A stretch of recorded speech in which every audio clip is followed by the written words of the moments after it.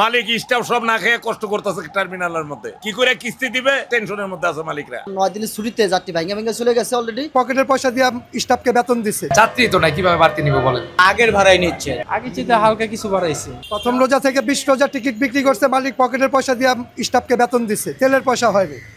এখন আপনার 27 রোজা থেকে একটা আপনার চার্ট দিয়ে দিচ্ছে সরকার, ওই চার্ট অনুযায়ী আমরা বিক্রি করবো। এখন আপনার বাড়তি অরিজিনাল যেই ভাড়া সেই ভাড়ার প্যাসেঞ্জারই তো নাই। যাত্রীর সংকট, ওই যে সরকার, এই সরকার অনেক আগে ছুটি দিয়ে দিছে, এই সেই অনেক আগে ছুটি পেয়ে মানুষ মনে করে আস্তে আস্তে টুকটুক করে চলে গেছে। এখন মনে করেন মানুষের চাপ নাই, হয়তো বা চানরাইতের দিন হয়তো মনে করেন যদি গার্মেন্টস গরিব গারারা 2-4টা এরা যদি মনে করেন এটা চাপ হয়, 2-4 জন এর বেরিয়ে নাই। মালিকরা হুতাশের মধ্যে আছে, কি করে কিস্তি দিবে, কিভাবে চলবে, এখন মারাত্মক টেনশনের মধ্যে আছে মালিকরা।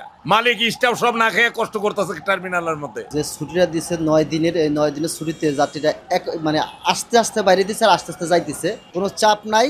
আর আমাদের যাত্রীর পাওয়ার কোনো সম্ভাবনা নাই, কারণ 9 দিনের ছুটিতে যাত্রী ভাঙে ভাঙে চলে গেছে অলরেডি। সরকারি যে চার্ট আছে, বিআরটি যে ভাড়া আছে, তার চাইতে আমরা যে মানে 100-200 টাকা ভাড়া কম কাটতেছি, তারপর সে যাত্রী নাই, তার বাড়তি ভাড়া তো প্রশ্নই আসে না এখানে। যাত্রী তো নাই, কিভাবে বাড়তি নিব বলেন? আগের ভাড়াই নিচ্ছে, 500 করে বরিশালের ভাড়া ওইটাই নিচ্ছে।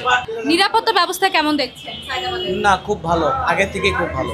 আগে চেয়ে হালকা কিছু বাড়াইছে। যাত্রী নাই, আমাদের টিকিট এখনো বাড়ে নাই। আমাদের আগে যেমন 500 ছিল, এখন আমাদের 500ই, আমাদের টিকিট কোনো বাড়ে নাই।